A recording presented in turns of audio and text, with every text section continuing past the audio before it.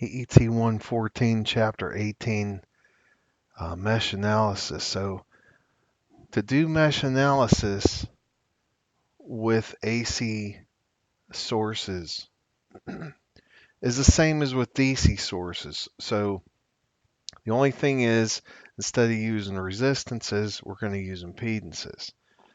So the first step is to assign a distinct current in the clockwise direction to each independent closed loop. Step 2 is indicate the polarities within each loop for each impedance as determined by the loop current. Step 3 is apply Kirchhoff's voltage law around each closed loop in the clockwise direction. If an impedance has two or more assumed currents through it, the total current through the impedance is the assumed current of the loop in which Kirchhoff's voltage law is being applied plus the assumed currents of the other loops passing through in the same direction or minus the assumed currents passing through in the opposite direction. It's the same way that we've done it before. The polarity of a voltage source is unaffected by the direction of the assigned loop currents. Solve the resulting simultaneous linear equations for the assumed loop currents using determinants.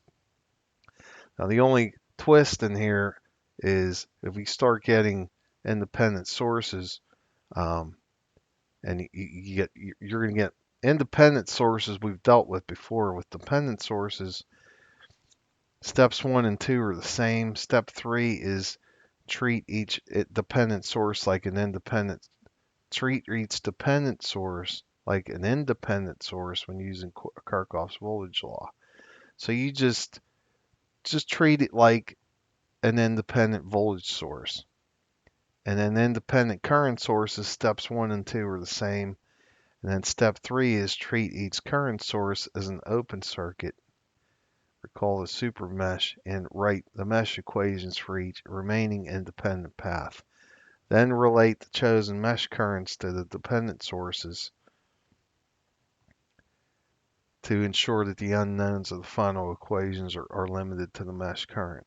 The step 4 is as before. So, and then independent current sources, steps 1 and 2 are the same. Step 3 is essentially the same as that applied for independent current sources. And then step 4 is as before.